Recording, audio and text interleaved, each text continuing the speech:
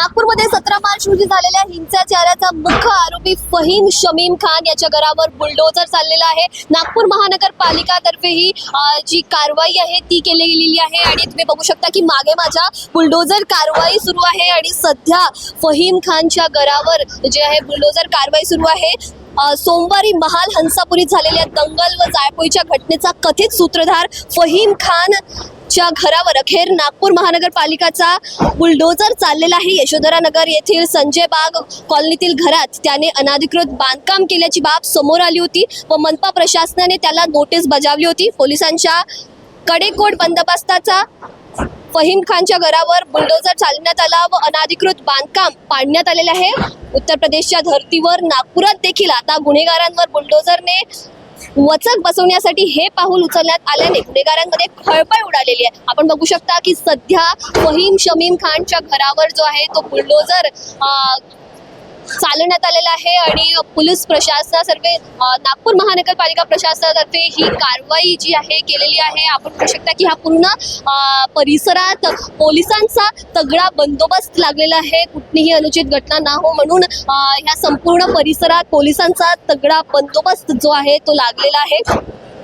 सोमवारी महाल हंसापुरी परिसरात झालेल्या जाळपोळ व दगडफेकीच्या घटनेनंतर मायनॉरिटी डेमोक्रेटिक पार्टी शहराध्यक्ष फहीम खानला अटक करण्यात आली होती आणि औरंगजेबाची कबर हटवण्याच्या मुद्द्यावरून रविवारी सकाळच्या सुमारास महालच्या शिवाजी पुतळा परिसरात आंदोलन झाले होते। या आंदोलनानंतर फहीम खानने षडयंत्र रचून जमावाच्या भावना भडकवल्या व त्यातून जाळपोळ सुरू झाल्याचा त्याच्यावर ठपका आहे। त्याच्या विरोधात देशद्रोहाचा देखील गुन्हा दाखल करण्यात आला आहे। यशोधरा नगर पोलीस ठाण्याच्या हद्दीत संजय बाग कॉलनीत त्याने घरात 2 मजल्यांवर 900 चौरस फुटांचे अनाधिकृत बांधकाम केले होते।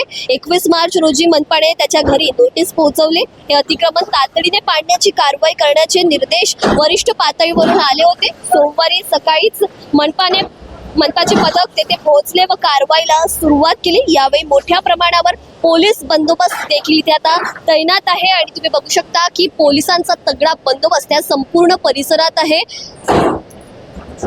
सकाळी 10 वाजतापासून ही कारवाई जी आहे ती सुरू झालेली आहे आणि जसं मुख्यमंत्री देवेंद्र फडणवीस यांनी म्हटलं होतं की कुठल्याही दंगेखोराला सोडलं जाणार नाही, त्याच पार्श्वभूमीवर सध्या ही कारवाई जी आहे ती केली जात आहे। फहीम शमीम खान जो या संपूर्ण घटनेचा मास्टरमाइंड म्हणून पोलिसांनी ओळखला होता आणि सध्या तो जेलमध्ये बंद आहे आणि आता ही कारवाई जी आहे ती त्याच्या घरावर केली गेलेली आहे। जी अनाधिकृत बांधकाम आहे त्यावर ही पूर्ण कारवाई केली जात आहे।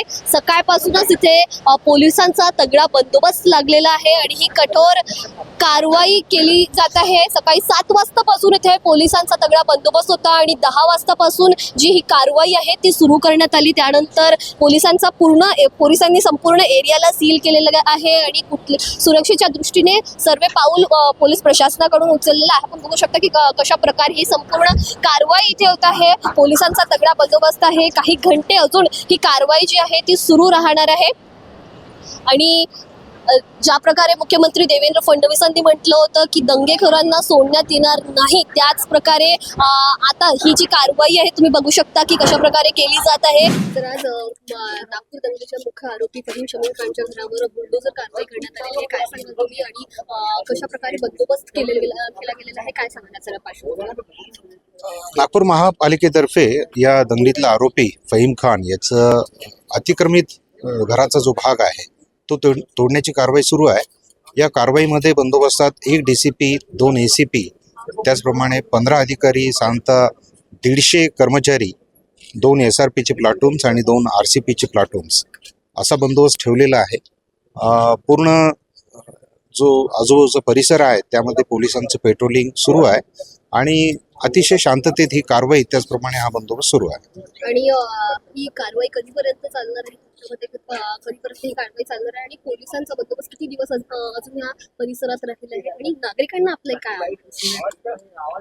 ही कारवाई जवळपास 70-75% कारवाई आतापर्यंत झालेली आहे आणि पुढच्या 1-1.5 तासात ही कारवाई पाडण्याची कारवाई पूर्ण होईल।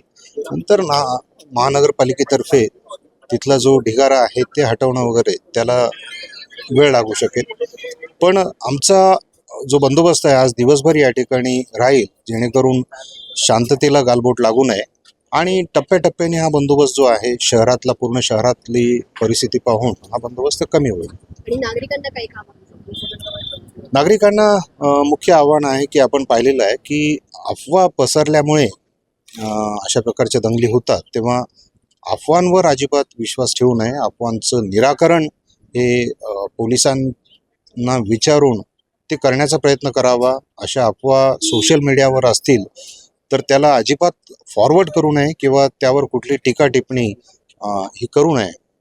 कारण आपण जर अशा प्रकारचं कृत्य केलं तर शहरातलं वातावरण सुधारायला आणखी जास्त वेळ लागू शकेल. शहरात वातावरणात चांगलं राहावं, शांतता राहावी या दृष्टीने पोलिसांना आपण सहकार्य करावं अशी माझी विनंती आहे. अशाच संपूर्ण घटनेचा आढावा आम्ही तुमच्यापर्यंत पोहोचवत राहू. कॅमेरा पर्सन तन्मय मून सोबत मी दिशा हटवार, नवराष्ट्र, नागपूर.